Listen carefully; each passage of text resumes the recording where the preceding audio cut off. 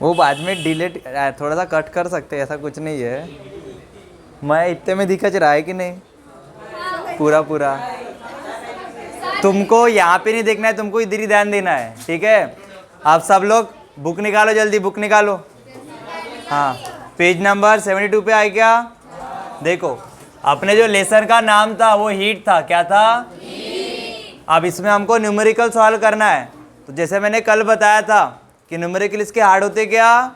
नहीं, ठीक है? तो सॉल्व करने के पहले हम समझेंगे कितने प्रकार के हीट होते। तो हमारे पास फिलहाल के टाइम पे दो टाइप के हीट है। एक तो हमारे पास है स्पेसिफिक हीट। कौन सा है? Specific heat. और एक है हमारे पास लैटेंट हीट। क्या है? Latent heat. ध्यान में रखना। अब जो स्पेसिफिक हीट होता है और लैटेंट हीट, इन दोनों में फर्क क्या है? तो लैटेंट हीट यानी वो हीट होता है जो हीट ऑब्जेक्ट बस एब्जॉर्ब करता है। क्या करता है? और जिसको एब्जॉर्ब करने से उसका टेम्परेचर कैसे रहता? कांस्टेंट। कैसा रहता है? कांस्टेंट। तो एट अ कांस्टेंट टेम्परेचर जो हीट वो एब्जॉर्ब करता, उस हीट को अपन क्या बोलते? Latent heat. और उसका फॉर्मूला रहता M इंटू एल। क्या होता है? M यानी मास हो जाता, L यानी लैटेंट हीट ऑफ। जो भी है, अगर सॉलिड वाला टॉपिक है तो फ्यूजन होगा, और वेपर या गैस वाला टॉपिक है तो वेपराइजेशन होगा। समझ में आ रहा है क्या? ठीक है। अब उसके बाद स्पेसिफिक हीट यानी क्या होता है? यहाँ पे ये वो हीट रहेगी जिस हीट को एब्जॉर्ब करने से उसका टेम्परेचर में चेंज हो रहा है। ठीक है। तो इसका जो फॉर्मूला बनेगा वो बनेगा M इंटू सी इंटू डेल्टा टी। रहेगा क्या ध्यान में? ठीक है, क्या रहेगा? M इंटू सी इंटू डेल्टा टी। ये तब रहेगा जब कौन सा हीट हो? Specific heat. कौन सा हीट हो? Specific heat. इतना समझ में आया? अरे हाँ या ना? चालू है ना? ठीक है। आप इसको सॉल्व करेंगे, अभी इसके न्यूमेरिकल वगैरह सॉल्व करेंगे आगे में। सो पेज नंबर कौन सा है? चलो बता दो जल्दी। 72। पेज नंबर 72 पे आएंगे अपन। आगे क्या? पेज नंबर 72 पे क्वेश्चन नंबर 9 का पहला क्वेश्चन। नंबर 9 में न्यूमेरिकल है ना, उसका पहला क्वेश्चन ध्यान दो क्या लिखा है। ये आ सकता है 1 से लेकर 2 मार्क के लिए, ठीक है, और इसके क्वेश्चन आते भी है। तो क्या लिखा है? Equal heat is given to the two object A and B. यानी हमारे पास दो ऑब्जेक्ट है। कौन से दो ऑब्जेक्ट है? ए ऑब्जेक्ट है और एक बी ऑब्जेक्ट। ठीक है। अगर समझो दोनों को मैंने इक्वल हीट दिया है, यानी क्यू ए और क्यू बी, अगर मैंने ऐसा लिया तो मैं बोल सकता Q A is equals to, बोल सकता कि नहीं? ठीक है, क्योंकि जितना हीट ए को दिया उतना ही हीट, ये थोड़ा सा पढ़ के पता चला। अब इसके आगे पढ़ो, क्या बोला है? ऑफ मास 1 ग्राम, और दोनों का मास कितना है? 1 ग्राम। यानी समझो एम ए बी 1 ग्राम है और एम बी भी कितना है? 1 ग्राम। अब इसके आगे पढ़ो, और क्या लिखा है? हाँ, अब बात क्या है कि जैसे ही मैं इस ए को हीट देता हूं तो इसका टेम्परेचर 3 डिग्री से बढ़ रहा है। 3 डिग्री से बढ़ रहा है, पहले कुछ भी हो मगर 3 से बढ़ रहा है। मानो पहले 10 है तो 13 हो जा रहा है, 15 है तो 18 हो जा रहा है। समझ में आ रहा है ना? यानी चेंज कितने का आ रहा? 3 डिग्री का। तो मैं बोल सकता बॉडी ए के लिए, ऑब्जेक्ट ए के लिए डेल्टा टी कितना है? 3 डिग्री सेल्सियस। और सेम उन्होंने दिया है बॉडी बी के लिए। बॉडी बी के लिए कितना दिया change in temperature? 5 degree Celsius. और हमें लास्ट में निकालना है, उन्होंने पूछा है which object has the more specific heat. कौन से ऑब्जेक्ट की स्पेसिफिक हीट ज्यादा है? तो स्पेसिफिक हीट को रिप्रेजेंट किससे करते पता है क्या? अरे पता है क्या गधो? स्पेसिफिक हीट को रिप्रेजेंट किससे करते? सी से। तो सी का वैल्यू किसका ज्यादा रहेगा? सी ए वैल्यू ज्यादा रहेगा या सी बी वैल्यू ज्यादा रहेगा? समझ में आया? ये हमें फाइंड आउट करना है। उसके पहले हम क्या करेंगे? सॉल्यूशन में हम लिखेंगे वी हैव। हमको एक चीज इतना पता है, Q इज इक्वल्स टू क्या होता? M इंटू सी इंटू डेल्टा टी। यहाँ पे M इंटू एल वाला फॉर्मूला लगेगा क्या? क्यों नहीं लगेगा? क्योंकि टेम्परेचर सेम है क्या? टेम्परेचर में चेंज आ रहा है। टेम्परेचर में जहां चेंज आ रहा है वहां पे स्पेसिफिक हीट। कौन सा हीट? अब आगे मास। अब सबसे पहले हम क्या करेंगे? क्यू ए का वैल्यू फाइंड आउट करेंगे, और बाद में क्या फाइंड आउट करेंगे? Q B. चलो, क्यू ए के लिए मास रहेगा एम ए, सी रहेगा सी ए और डेल्टा टी रहेगा। क्यू बी के लिए रहेगा मास रहेगा M B, C B into में अब वैल्यू पुट करते, एम ए का वैल्यू कितना है 1, सी ए पता है क्या नहीं, डेल्टा टी पता है क्या 3 डिग्री। अब आगे चलो इसी को थोड़ा सॉल्व कर लेते हैं। 3 1 जा इंटू में सी ए हो जाएगा ऐसा। इक्वेशन नंबर 1 यहाँ पे Q B is equals to क्या हो जाएगा, Q B is equals to M B का वैल्यू कितना है 1 है, सी बी पता है क्या नहीं पता है, डेल्टा टी पता है क्या 5, 5 1 जा इंटू में C B is equals to Q B हो जाएगा ऐसा। Equation number 2। अब हमको इतना पता है कि दोनों ऑब्जेक्ट को सेम तरीका का हीट दिया है, यानी Q A is equals to, तो मैं यहाँ लिख सकता कि नहीं, as Q A is equals to क्या है Q B. So Q A का वैल्यू क्या है मेरे पास 3 इंटू सी ए लिख सकता मैं यहाँ पे, और क्यू बी का वैल्यू क्या है मेरे पास 5 इंटू सी बी। ठीक है, अब मैं चाहूँ तो ओनली 3 को इधर भेज दूँ, तो मल्टीप्लाई का 3 इधर आया तो डिवाइड हो जाएगा, तो यहाँ हो जाएगा 5/3 इंटू सी बी। अरे बचेगा कि नहीं, और इधर कौन बचा अकेला, और अगर मैं इसको सॉल्व करूँ 5/3 को तो 1.66 समथिंग आएगा। ठीक है, यानी 1 से ज़्यादा वैल्यू आ रही है। इसका मीनिंग जो सी ए है ये सी बी से बड़ी वैल्यू है। समझ में आया, जो सी ए सी बी से, क्योंकि 1 से ज़्यादा फ्रैक्शन आ रहा आया समझ में। तो मैं लिख सकता डायरेक्ट यहाँ पे therefore the specific heat capacity या specific heat of a object a हाँ इज ग्रेटर देन क्या रहेगा ऑब्जेक्ट बी रहेगा। आया क्या समझ में, अरे आया ना, समझ में आया। इसको तुमने लिखा है तो बार बार लिखने की जरूरत नहीं है, समझ में आ गया। अब इसके बाद वाला क्वेश्चन करेंगे हम, ठीक है। पूरा पूरा आया क्या,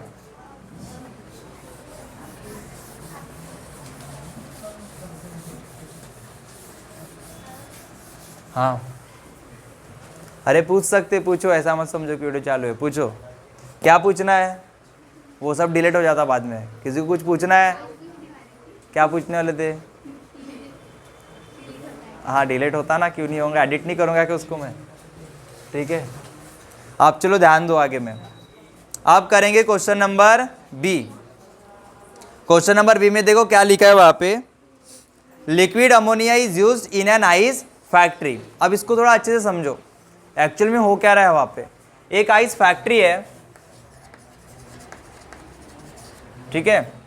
फैक्ट्री में हम अमोनिया का यूज़ कर रहे हैं, किसका यूज़ कर रहे हैं, ठीक है। अमोनिया को ऐड करने वाले वाटर में, किसमें, ताकि इसका क्या बने, ये प्रोसेस होने वाला है। अमोनिया को ऐड करने वाले ताकि इसका क्या बने। अब क्वेश्चन को पढ़ते, लिखा क्या है, liquid ammonia is used in ice factory for making an ice from the water. अब आगे, if water at 20 degree Celsius, water का टेम्परेचर कितना है मेरे पास 20 डिग्री सेल्सियस।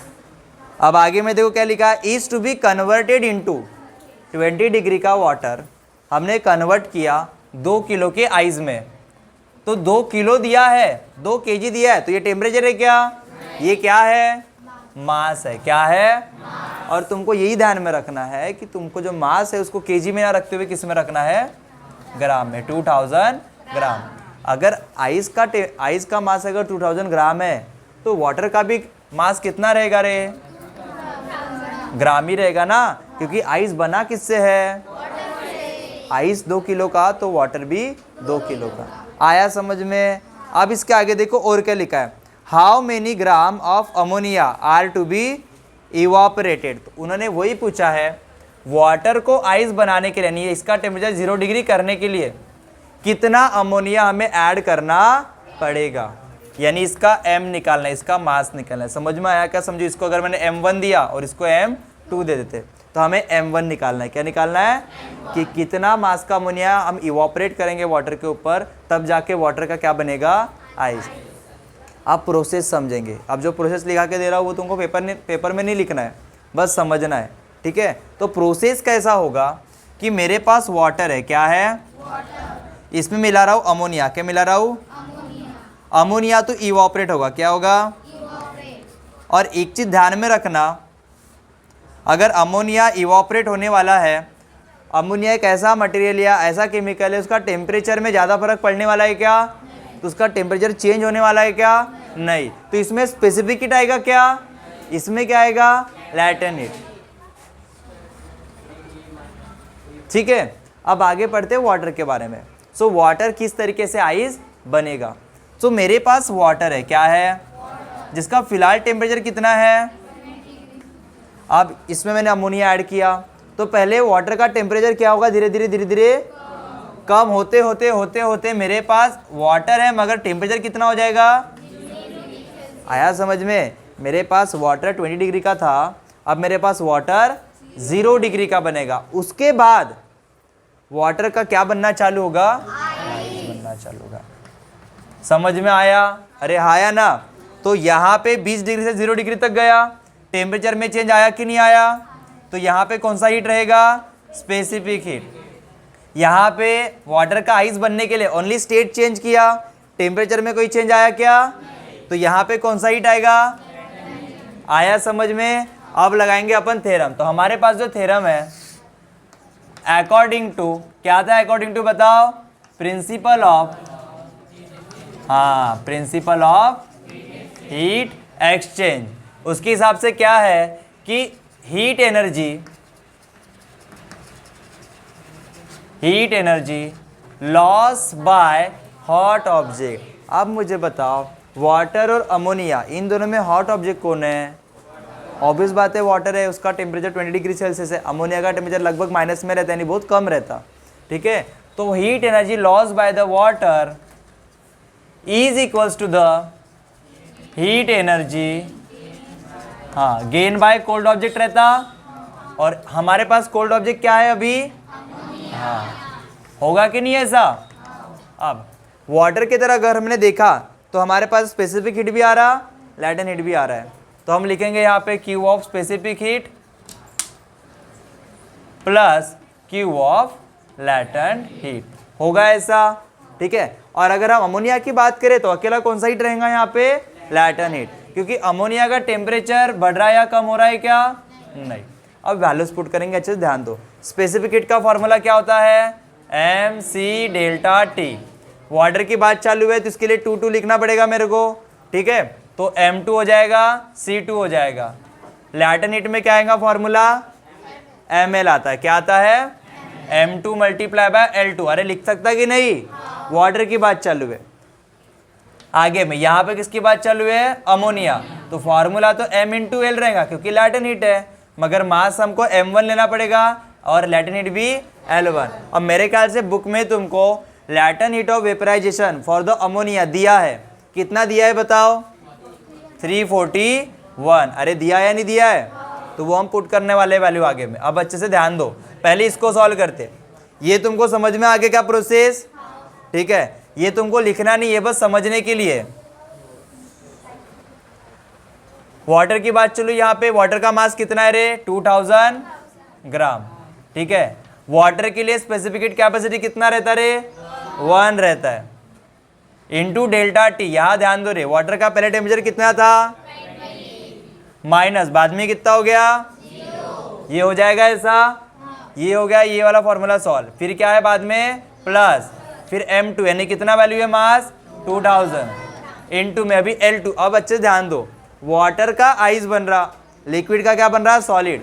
सॉलिड आ गया वहां पे, तो लैटेंट हीट ऑफ फ्यूजन क्या रहेगा, और latent heat of fusion for the water कितना रहता है, 80 कैलोरीज पर ग्राम। ठीक है, और आगे में तुम चाहो तो पहले इसी को सॉल्व कर लो थोड़ा सा। ठीक है, इसको थोड़ा बाद में करते हैं। 2000 वंजा इंटू में 20 माइनस 0 प्लस 2000 मल्टीप्लाई बाय 2000 दोनों में है, कॉमन निकालेंगे, यहाँ क्या बचेगा, प्लस में क्या बचेगा, 80।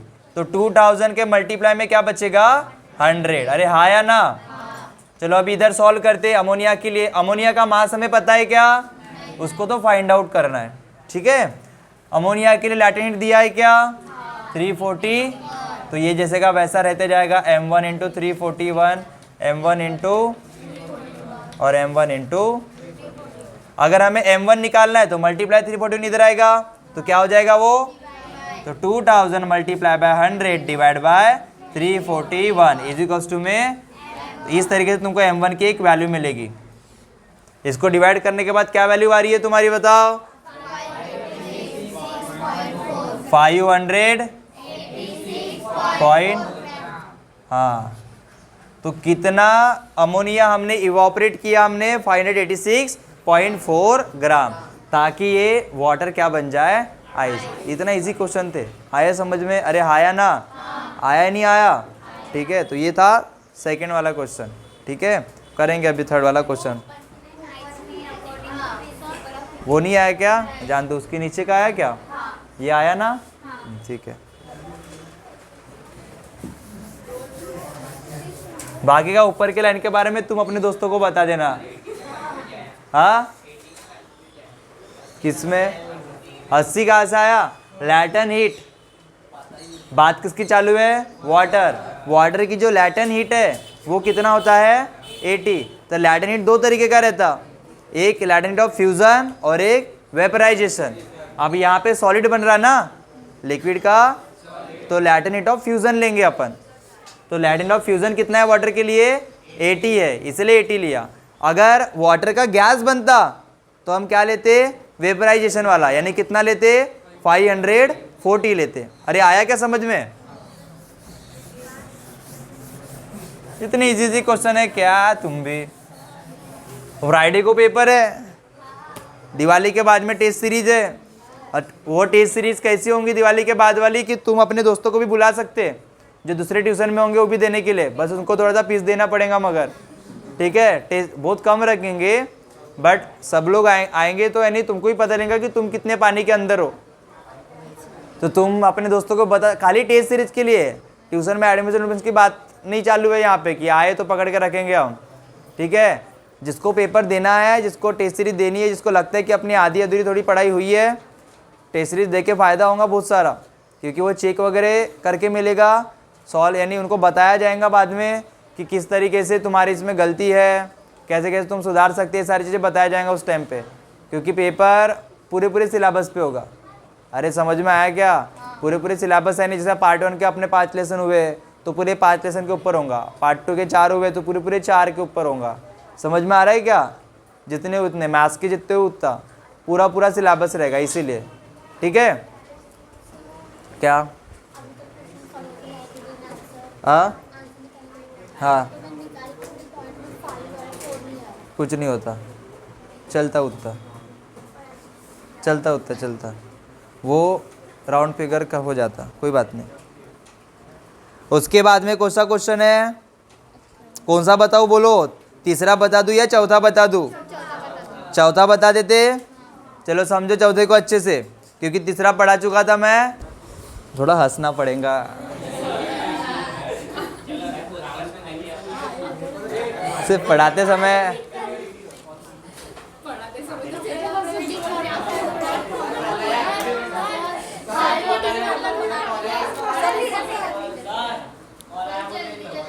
हाँ क्या? नहीं, कॉल वॉल नहीं आता, उसमें नहीं आएगा कॉल। कॉल के लिए दूसरा मोबाइल है मेरे पास, कॉल उसमें नहीं आता। ठीक है, ध्यान दो। तो अब हम 4th वाला क्वेश्चन पढ़ रहे। फ्लावर समझे क्या तुमने? हाँ, बताने क्या पीयूष तू इन सबको फायर करके आग लगा दूंगा मैं सब में। अब 4th वाला क्वेश्चन करते, ध्यान दो पहले। हो गया, ध्यान दो। लिखा क्या है 4th वाले क्वेश्चन में? अभी इतने में दिख रहा क्या?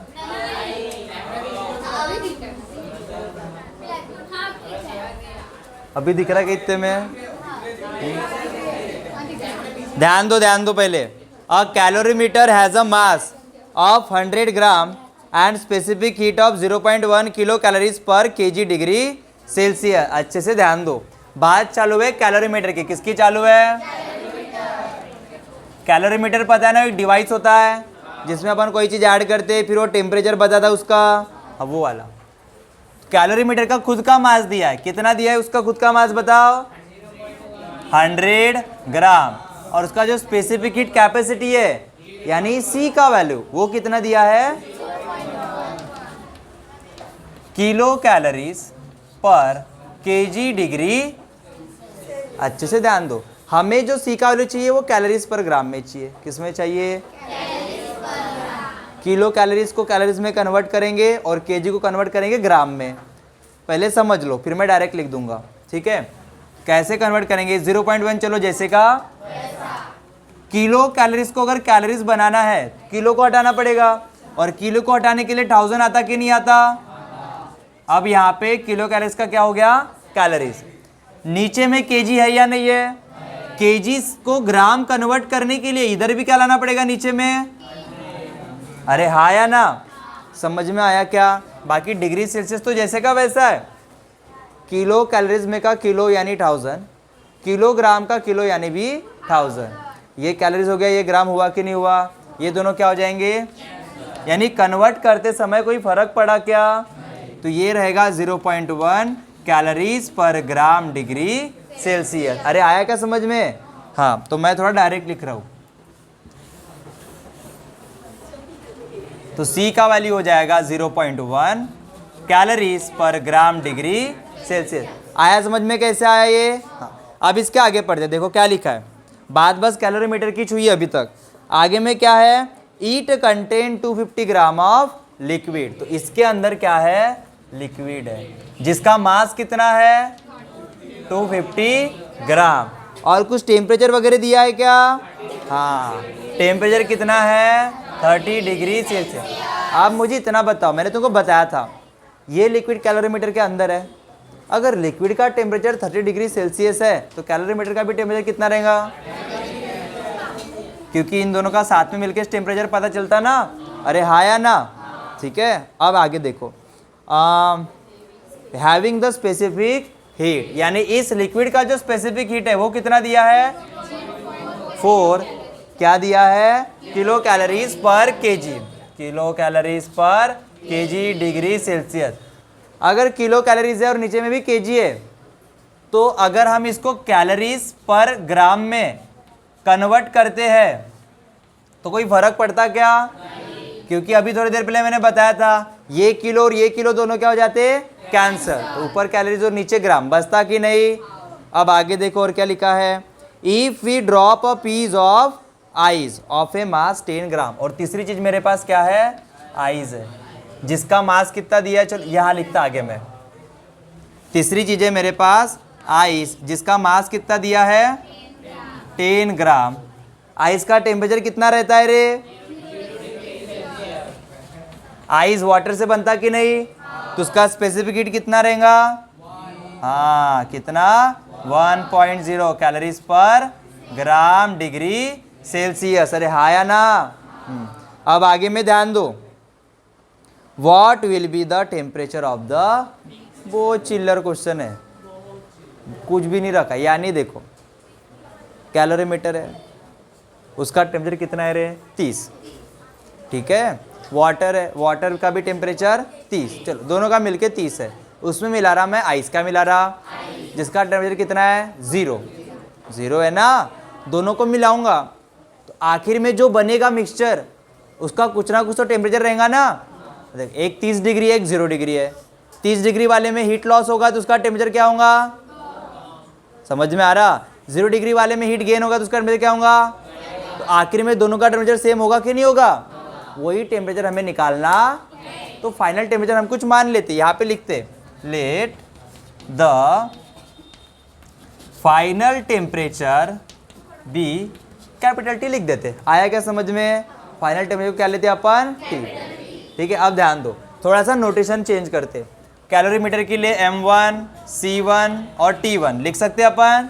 लिक्विड के लिए M2, T2, C2। आइस के लिए M3, T3, C3। अब हम लगाएंगे हम फॉर्मूला, जो कि अपना प्रिंसिपल है। कौन सा प्रिंसिपल है? According to principle of heat exchange. भूल तो नहीं गए? क्या है हीट एक्सचेंज का principle? Heat loss by heat loss by hot object. आप मुझे बताओ हॉट ऑब्जेक्ट यहाँ पे कौन सा है? कैलोरीमीटर है, लिक्विड है या आइस है? दोनों है, दोनों का टेम्परेचर सेम है ना। मास से मतलब नहीं है, टेम्परेचर से मतलब है। समझ में आया? कोई काम के नहीं है, ठीक है। तो दोनों हॉट ऑब्जेक्ट है। कौन से दोनों? कैलोरीमीटर भी और heat loss by calorimeter plus, होगा या नहीं होगा, is equals to the heat gain by, heat gain कौन करेगा रे? हाँ, कोल्ड ऑब्जेक्ट कौन है? आइस है। अब अच्छे से ध्यान दो, अब ये है कैलोरीमीटर, क्या है? अब इसमें हीट लॉस होगा कि नहीं होगा? तो इसका टेम्परेचर कम होगा कि नहीं होगा? इसमें भी स्पेसिफिकेट आएगा कि नहीं आएगा? इसमें भी क्या आएगा? स्पेसिफिकेट, क्योंकि ये भी 30 डिग्री का है, डायरेक्ट कम होगा धीरे धीरे। जो आइस है, आइस का टेम्परेचर बढ़ेगा क्योंकि वो हीट गेन कर रहा है ना। आइस का लिक्विड बनने वाला, सॉरी आइस का क्या बनने वाला है? लिक्विड बनने वाला है। तो पहले आइस 0 डिग्री का वाटर 0 डिग्री बनेगा, बाद में वाटर 0 डिग्री का पानी धीरे टेम्परेचर धीरे धीरे, हाँ या ना? समझ में आ रहा है? आइस में कैसे होने वाला है? पहले आइस 0 डिग्री का था, वो पहले वाटर बनेगा 0 डिग्री पे, नहीं उतने देर में जो वो हीट को एब्जॉर्ब करेगा वो कौन सा हीट होगा? बाद में वाटर 0 डिग्री का टेम्परेचर धीरे धीरे धीरे धीरे फिर जहाँ तक भी जाएगा, ठीक है, 10 तक जाएगा या 12 तक जाएगा। समझ में आया? अरे हाँ या ना? ठीक है। तो यहाँ पे पहले हम लिखते हैं इनके बारे में, थोड़ा सा इसको इधर कर दूं मैं। क्यू ऑफ सबसे पहले कैलोरीमीटर प्लस क्यू ऑफ क्या रहेगा? लिक्विड। अरे हाँ या ना? और यहाँ पे क्यू ऑफ क्या रहेगा? आइस। अब आइस में 2 हीट है, एक स्पेसिफिक हीट और एक, ठीक है, वो भी लिख देता है यहाँ पे। Q of calorimeter plus Q of liquid is equals to क्या रहेगा? Q of specific heat plus Q of क्या रहेगा? अरे होगा या नहीं होगा? अब फॉर्मूला लिखेंगे। इसका फॉर्मूला क्या रहता है स्पेसिफिक हीट का? m इंटू सी इंटू डेल्टा टी। अरे होता है नहीं होता? प्लस यहाँ भी सेम m इंटू सी इंटू डेल्टा टी। होगा या नहीं होगा? यहाँ भी ये भी स्पेसिफिक हीट है, m इंटू, और लैटेंट का फॉर्मूला क्या रहता? नोटेशन चेंज करते। कैलोरीमीटर के लिए मैंने 1 यूज किया था कि नहीं? m1c1 रहेगा। इसके लिए क्या यूज किया था? और इसके लिए होगा या नहीं होगा? अब वैल्यू पुट करेंगे, ध्यान दो। बात ये किसकी है? कैलोरीमीटर की। कैलोरीमीटर का मास कितना दिया है? अच्छे से ध्यान दोगे तभी समझ में आएगा, पहले ही बता रहा हूँ, ठीक है। 100 लिख दिया मैंने, इनटू में सी, कैलोरीमीटर का सी का वैल्यू कितना दिया है? हाँ 0.1। अब अच्छे से ध्यान दो, इसका पहले टेम्परेचर कितना था? 30। आखिरी का टेम्परेचर हमें पता है क्या? नहीं, हमने बस लिया है टी। आप मुझे बताओ, इसमें हीट लॉस होगा तो इसका टेम्परेचर कम होगा कि बढ़ेगा? कम होगा, ठीक है। तो यानी इसका स्टार्टिंग का टेम्परेचर ज़्यादा है, बाद का टेम्परेचर क्या हो जाएगा? तो मैं इसमें लिखूंगा 30 माइनस टी, हाँ या ना? टी माइनस 30 लिखूंगा क्या? क्योंकि टी ज़्यादा आने वाला है, क्या टी कम आएगा? हमेशा हम बड़ी वैल्यू में से माइनस करते, तो ये बड़ी वैल्यू है और ये कैसी वैल्यू आने वाली है? छोटी, इससे छोटी, ठीक है। अब आगे में वाटर यानी लिक्विड के लिए, लिक्विड का मास कितना दिया है? इस लिक्विड का सी का वैल्यू कितना दिया है? अब मुझे बताओ लिक्विड का भी टेम्परेचर कितना था? यानी इसमें भी हीट लॉस होगा, इसका भी टेम्परेचर क्या होगा? तो इसका भी फाइनल टेम्परेचर कम रहने वाला है। इसमें भी हम क्या करेंगे? 30 करेंगे या नहीं करेंगे? अब इजिकल्स टू में ये टर्म इसके नीचे लिख देंगे, ध्यान दो अच्छे से। तो यहाँ पे M3 यानी बात किसकी चालू है? आइस। आइस का मास कितना दिया है? 10 ग्राम। इंटू आइस के लिए सी का वैल्यू कितना रहता? 1 इंटू डेल्टा टी। अच्छे से ध्यान दो, अब इसका टेम्परेचर था पहले 0, ये हीट गेन करने वाला है, तो इसका टेम्परेचर क्या होगा? बढ़ेगा या कम होगा? यानी इसका जो फाइनल टेम्परेचर रहेगा आइस का वो ज़्यादा रहेगा, इसलिए इसमें हम लिखेंगे T माइनस 0। 0 माइनस टी लिखेंगे क्या? क्योंकि हमेशा बड़ी वैल्यू में से इसमें वैल्यू बढ़ने वाली, इसलिए T माइनस 0 रहेगा। प्लस में M3 इंटू L3 रहेगा कि नहीं? यानी आइस का मास कितना है? अब मुझे इतना बताओ, ये बन रहा सॉलिड से लिक्विड, आइस का लिक्विड बनेगा ना, सॉलिड से अगर लिक्विड बनेगा तो यहाँ पे लैटेंट हीट ऑफ फ्यूजन आएगा कि नहीं आएगा? सॉलिड आ रहा ना उसमें, तो लैटेंट हीट ऑफ फ्यूजन, और latent heat of fusion for the ice कितना रहता रे? हाँ 80 रहता। कितना रहता? कितना रहता? 80 रहता। कितना रहता है? समझ में आया? ठीक है, अब इन सब वैल्यू को यहाँ पुट करके सॉल्व करेंगे। इसको मैं रफ कर रहा हूँ।